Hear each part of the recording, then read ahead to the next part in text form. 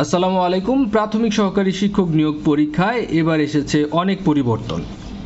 OMR পেপারে আপনারা দেখবেন কিছু নতুন জিনিস সংযোজন করা হয়েছে, যেখানে প্রথমেই আপনাকে লিখতে হবে বাংলায় বাংলাদেশ সম্পর্কে 3টি বাক্য এবং ইংরেজিতে 2টি বাক্য। এর মূল উদ্দেশ্য হচ্ছে আপনার হাতের লেখার প্যাটার্নগুলোকে চিহ্নিত করা। আপনার পরীক্ষা অন্য কেউ দিচ্ছে কিনা অথবা আপনি কোনো ধরনের জালিয়াতি করছেন কিনা সেটা আপনি যদি টিকে যান তাহলে ভাইভা বোর্ডে সেটা চেক করা হবে। এখন যেমন আপনি এখানে 5টা সেন্টেন্স লিখবেন, ভাইভা বোর্ডেও আপনাকে 2-3টা সেন্টেন্স লিখতে দিবে। তাহলে এর উদ্দেশ্যটা কি? তখন তারা হচ্ছে আপনার লেখার প্যাটার্ন মিলাবে যে আপনি পরীক্ষা দিয়েছিলেন কিনা। শুধুমাত্র এটাই না, আরও বেশ কিছু পরিবর্তন আছে, আমরা একটা একটা করে দেখব। এবং অ্যাডমিট কার্ডের মধ্যে যে পরিবর্তনগুলো আছে সেগুলো আপনাদেরকে একটা একটা করে দেখাচ্ছি। যেহেতু এই খালি অংশে খুব বেশি জায়গা থাকবে না, তাই বাংলায় আপনার ছোট ছোট 3টা সেন্টেন্স লিখতে হবে। এটাতে নিয়ে এত সিরিয়াস হওয়ার কিছু নেই, কারণ এটা শুধুমাত্র আপনার হাতের লেখার প্যাটার্ন নির্দিষ্ট করার জন্যই এটা দেওয়া। বাংলাদেশ সম্পর্কে বাংলায় আপনি যেই সেন্টেন্সগুলো লিখতে পারেন, প্রথমত আপনি লিখতে পারেন আমাদের দেশের নাম বাংলাদেশ। দ্বিতীয় সেন্টেন্সটি আপনি লিখতে পারেন এ দেশ 1971 সালে স্বাধীন হয়। অন্য আরেকটি সেন্টেন্স যেটা লিখতে পারেন বাংলাদেশের জাতীয় পতাকার রং লাল সবুজ। অথবা এই সেন্টেন্সটা এইভাবেও লিখতে পারেন বাংলাদেশের জাতীয় পতাকার রং হচ্ছে গাঢ় সবুজের মধ্যে লাল। এই সম্পর্কে আরেকটি সেন্টেন্স হতে পারে পৃথিবীর মানচিত্রে এশিয়ার ছোট্ট সবুজ ভূমি বাংলাদেশ। হতে পারে বাংলাদেশ দক্ষিণ পূর্ব এশিয়ার একটি জনবহুল দেশ। হতে পারে বাংলাদেশ একটি নদীমাতৃক দেশ। আপনি লিখতে পারেন পদ্মা, মেঘনা, যমুনা এদেশের বড় নদী। এরকম ছোট ছোট যে কোনো 3টি সেন্টেন্স আপনি এখান থেকে চুজ করে নিতে পারেন। আমি 7-8টা সেন্টেন্স বললাম। আপনি যেটা করতে পারেন এখান থেকে আপনার যেটা ভালো মনে হয় সেটা খাতায় লিখে ফেলতে পারেন। বাংলাদেশ সম্পর্কে যে 3টি বাক্য আপনি এখান থেকে বাছাই করে লিখতে পারেন। এখানে যেমন আছে আমাদের দেশের নাম বাংলাদেশ, এদেশ 1971 সালে স্বাধীন হয়, বাংলাদেশের জাতীয় পতাকার রং লাল সবুজ, পৃথিবীর মানচিত্রে এশিয়ার সবুজ ভূমি বাংলাদেশ, বাংলাদেশের জাতীয় পতাকার রং হচ্ছে গাঢ় সবুজের মধ্যে লাল, এটি দক্ষিণ পূর্ব এশিয়ার একটি জনবহুল দেশ, বাংলাদেশ একটি নদীমাতৃক দেশ, পদ্মা, মেঘনা, যমুনা এদেশের বড় নদী, বাংলাদেশের স্থপতি বঙ্গবন্ধু শেখ মুজিবুর রহমান, বাংলাদেশ 1971 সালের 16 ডিসেম্বর বিজয় লাভ করে, বাংলাদেশের রাষ্ট্রীয় ভাষা বাংলা। এখান থেকে আপনি যে কোনো 3টি বাক্য যেটা আপনার ভালো লাগে সেটা চুজ করতে পারেন। এই বাক্যগুলোর একটি ছবি আমি লিঙ্কে দিয়ে দিব ভিডিও ডেসক্রিপশনে, সেখান থেকে আপনি ডাউনলোড করেও নিতে পারেন। ইংরেজিতে এখান থেকে যেমন 6টা বাক্য থেকে আপনি যে কোনো 2টি বাক্য লিখতে পারেন। Bangabandhu Sheikh Mujibur Rahman the architect of Bangladesh, অথবা এভাবে লিখতে পারেন Bangabandhu Sheikh Mujibur Rahman is the architect of Bangladesh. লিখতে পারেন Bangladesh gained independence on 16 December 1971। Dhaka is the capital of Bangladesh, অথবা লিখতে পারেন Dhaka is the capital city of Bangladesh. Bangladesh is an independent country. Our independence day is 26th March and Victory Day is 16th December. The main rivers of our country are Podda, Jamuna, Meghna. পিকচারটা video ডেসক্রিপশনে দিয়ে দিব, সেখান থেকে নিয়ে নেবেন। তাহলে আমাদের এই বক্সের কাজ শেষ। এখানে বাংলায় 3টা সেন্টেন্স লিখব। 3টা সেন্টেন্স আপনার নাম্বারিং করে না লিখলেও হবে। আপনি যেটা করবেন, যেহেতু জায়গা কম, এখানে 1, এটা যদি এখানে শেষ হয় এখান থেকেই 2, আবার এটা যদি এখানেও শেষ হয় এটা থেকেও 3, অর্থাৎ 3টা সেন্টেন্স এই ইংরেজি অংশের আগে লিখবেন। আর ইংরেজি অংশের মধ্যে লিখবেন 1 দিয়ে একটা সেন্টেন্স, যদি এখানে শেষ হয়ে যায় এখান থেকে আবার 2 দিয়ে আরেকটি সেন্টেন্স, অথবা যদি পর্যাপ্ত জায়গা থাকে তাহলে 1 2 3 এভাবে লিখতে পারেন, 1 2 এভাবে লিখতে পারেন বুলেট আকারে। এখন আসে হচ্ছে রোল নম্বর। পাশে লেখা আছে বাংলায়। আমি একটি নমুনা প্রবেশপত্র দেখাচ্ছি যেখানে রোল নম্বর কিন্তু বাংলায় আছে। এখানে 6টা ঘর আছে, এই 6টা ঘরই কিন্তু আপনার সেখানে পূরণ করতে হবে। যেমন এখানে 6টা ঘর আছে, সেটা আপনার পূরণ করতে হবে বাংলায়। তারপরে আসি যে প্রার্থীর নাম, প্রথমে বাংলায় তারপরে ইংরেজিতে। খেয়াল করবেন আপনি পরীক্ষার হলে অন্তত 30 মিনিট আগে পৌঁছানোর চেষ্টা করবেন। অনেকেই আছেন প্রিপারেশন খুব ভালো, কিন্তু হয়তোবা রাস্তার জ্যামের কারণে পরীক্ষার হলে ঢুকতে আপনার দেরি হয়েছে। সেরকম মন মানসিকতা যদি থাকে তাহলে আপনার পরীক্ষা খারাপও হতে পারে। এজন্য একটু আগে যাবেন, একটু রিল্যাক্সে এই জিনিসগুলো পূরণ করবেন। পিতার নাম বাংলায় এবং ইংরেজিতে। খেয়াল রাখবেন আপনার সার্টিফিকেটে আপনার বাবার নাম এবং আপনার মায়ের নাম যেভাবে বাংলা এবং ইংরেজিতে আছে ঠিক সেভাবেই কিন্তু এখানেও লিখবেন।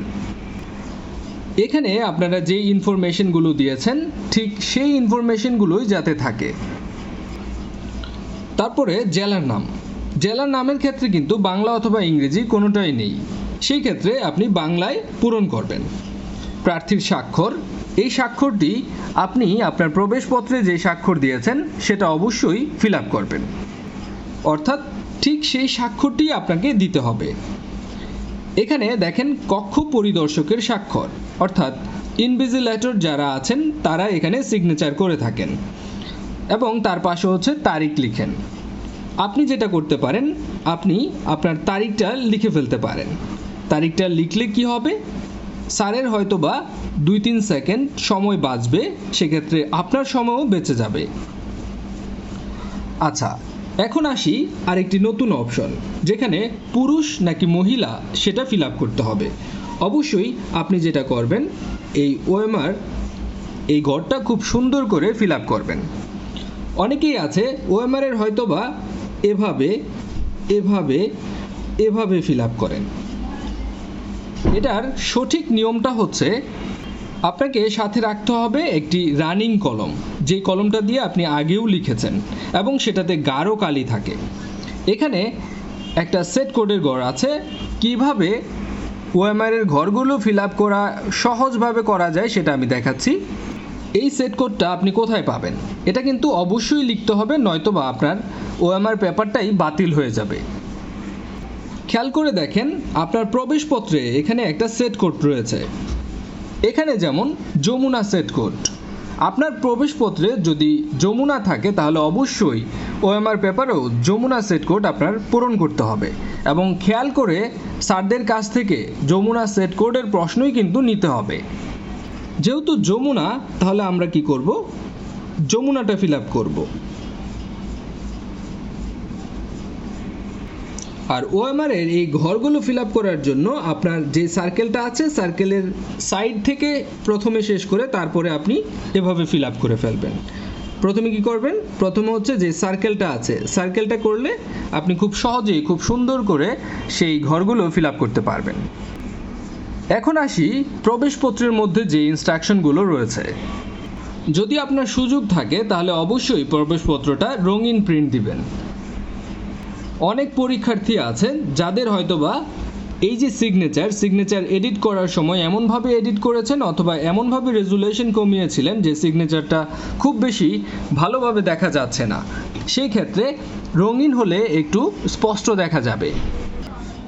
পরীক্ষার্থীদের জন্য যেই ইনস্ট্রাকশনগুলো রয়েছে সেটা হচ্ছে আপনি যেই লিখিত অর্থাৎ এই MCQ পরীক্ষার মধ্যে যেই প্রবেশপত্র থাকবে আপনার ভাইভা পরীক্ষার মধ্যেও একই ধরনের প্রবেশপত্র থাকবে। পরীক্ষায় অংশগ্রহণ করার সময় অবশ্যই আপনার NID সাথে নিয়ে আসতে হবে। অনেকেই প্রশ্ন করতে পারেন যে NIDর মূল কপি আনবো নাকি হচ্ছে ফটোকপি আনবো। যেহেতু এখানে কোনো কিছুই উল্লেখ নেই, তাহলে আপনি যদি অরিজিনাল NID নিয়ে যান তাহলে আর কোনো ধরনের ঝামেলা থাকবে না। পরীক্ষা শুরুর 1 ঘন্টা পূর্বে প্রার্থীকে নির্ধারিত আসন গ্রহণ করতে হবে এবং পরীক্ষা শেষ না হওয়া পর্যন্ত কক্ষ ত্যাগ করতে পারবে না। প্রবেশপত্র ছাড়া পরীক্ষা দেওয়া যাবে না এবং সাথে কোনো ব্যাগ, উত্তরপত্র, বই, নোট, কাগজপত্র, হাতঘড়ি বা ঘড়ি জাতীয় কোনো বস্তু বা ইলেকট্রনিক হাতঘড়ি সাথে রাখা যাবে না। ইলেকট্রনিক কোনো ডিভাইস সাথে রাখা যাবে না, যে ইনস্ট্রাকশন প্রায় সব পরীক্ষার মধ্যেই থাকে। আর পরীক্ষার্থীকে অবশ্যই উভয় কান উন্মুক্ত রাখতে হবে। যারা হিজাবি আপু আছেন, যেহেতু এই পরীক্ষাটা একটু অন্যরকম নিরাপত্তায় হতে যাচ্ছে, তাই কানের দিকে একটু খেয়াল রাখবেন। আবেদনকারী এবং আবেদনপত্রে আপনার যেই ছবি আছে, হাজিরা খাতার মধ্যেও আপনার সেই ছবি থাকবে এবং সেই ছবিটা ইনভিজিলেটর এবং কক্ষ পরিদর্শক কিন্তু সেটা যাচাই করবেন।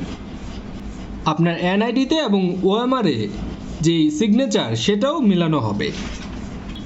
অবশ্যই আপনি কালো বল পয়েন্ট ব্যবহার করবেন। কোনো ধরনের নীল অথবা অন্য যে কোনো ধরনের কালো মানে কালার আপনি ব্যবহার করতে পারবেন না কালো ছাড়া। ওএমআর ফর্মের মধ্যে আপনার যে সেট কোড রয়েছে, যেমন এখানে ছিল যমুনা, এই যমুনা আপনার নির্ধারিত ওএমআর ফর্মে এবং ফিল আপ করতে হবে। এখানে আপনাকে একটা জিনিস বুঝতে হবে, পরীক্ষার প্রশ্নপত্রের সেট কোড সমূহ এবং ওএমআর ফর্মের সেট কোড ভিন্ন হবে।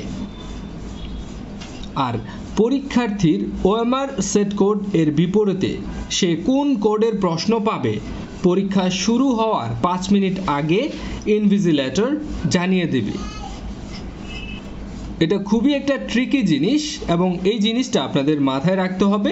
আপনার প্রশ্নপত্রের যে সেট কোড থাকবে, আপনার ওএমআর সেটের মধ্যেও সেট কোড ভিন্ন হবে এবং ভিন্ন হলে ওএমআর সেটের বিপরীতে ওএমআরে দেখা গেল আপনার আছে যমুনা। এখন আপনি যমুনার জন্য কোন প্রশ্নপত্র পাবেন সেটা কিন্তু 5 মিনিট আগে ইনভিজিলেটর আপনাকে জানিয়ে দিবে। এই সেট কোড নিয়েই হবে যত ঝামেলা। আপনি যদি ওই সেট কোডের বাইরে অন্য কোনো সেট কোডে পরীক্ষা দেন তাহলে আপনার উত্তরপত্রটি বাতিল বলে গণ্য হবে। রোল অথবা সেট কোড এর বৃত্ত পূরণে যদি আপনার ভুল হয় সেক্ষেত্রেও উত্তরপত্রটি বাতিল হবে। শুধুমাত্র তাই নয়, রোল, সেট কোড অথবা কোনো ধরনের বৃত্ত পূরণে অথবা হাজিরা শিটের সঠিক স্থানে যদি আপনার স্বাক্ষর না থাকে, হাজিরা বৃত্তটি পূরণ যদি না করেন, সেক্ষেত্রেও হচ্ছে আপনার উত্তরপত্রটি বাতিল হবে। ওএমআর ফর্মের উপরিভাগে নির্দিষ্ট যে সকল টেক্সট বক্স নির্দেশনা অনুযায়ী পূরণ করতে হবে। এখানে টেক্সট বক্স বলতে বোঝাচ্ছে যে আপনাকে বলা হচ্ছে বাংলায় 3টা সেন্টেন্স লিখেন, ইংরেজিতে 2টা সেন্টেন্স লিখেন। ওই জিনিসগুলো যদি আপনি না লিখেন সেক্ষেত্রেও উত্তরপত্রটি বাতিল বলে গণ্য হবে। পরীক্ষার কেন্দ্রের ভিতর আসন কোন কক্ষে হবে সেটা কিন্তু ওই স্কুল বা কলেজের সামনেই টানিয়ে দেওয়া হবে। আপাতত বলা হয়েছে যে অপেক্ষমান বা ওয়েটিং লিস্ট বা প্যানেল এগুলো প্রদান করা হবে না, মেধা তালিকা অনুযায়ী নিয়োগ দেওয়া হবে এবং লিখিত এবং মৌখিক পরীক্ষার নম্বর প্রকাশ করা হবে না। যে কোনো ধরনের নোটিশের জন্য www.dpe.gov.bd এখানেই আপনারা সব ধরনের নোটিশ পাবেন। এ বিষয়ে আপনাদের যদি কোনো কিছু জানার থাকে তাহলে অবশ্যই কমেন্টসে জানান। আর স্বল্প সময়ে সর্বোচ্চ প্রস্তুতি নেওয়ার জন্য স্বপ্নের স্কুলের ইংলিশ ক্র্যাক কোর্স এবং প্রাইমারির ম্যাথ কোর্স, প্রাইমারির প্রস্তুতির জন্য এই 2টা কোর্স হবে আপনার জন্য সর্বোচ্চ প্রস্তুতি। উক্ত কোর্স দুটি পেতে অবশ্যই উক্ত নম্বরে হোয়াটসঅ্যাপে যোগাযোগ করবেন। 2টা কোর্সের সৌজন্য মূল্য 1000 টাকা। বিকাশ, নগদ অথবা রকেটের মাধ্যমে সেন্ড মানি অপশনে পাঠিয়ে হোয়াটসঅ্যাপে একটা মেসেজ দিলেই আপনি পেয়ে যাবেন আপনার কাঙ্ক্ষিত 2টি কোর্স, যেখানে থাকবে ইংরেজি এবং গণিত সম্পর্কে সাজেশন, ভিডিও লেকচার, কুইজ এবং পিডিএফ। স্বপ্নের স্কুলের সঙ্গেই থাকুন। আসসালামু আলাইকুম।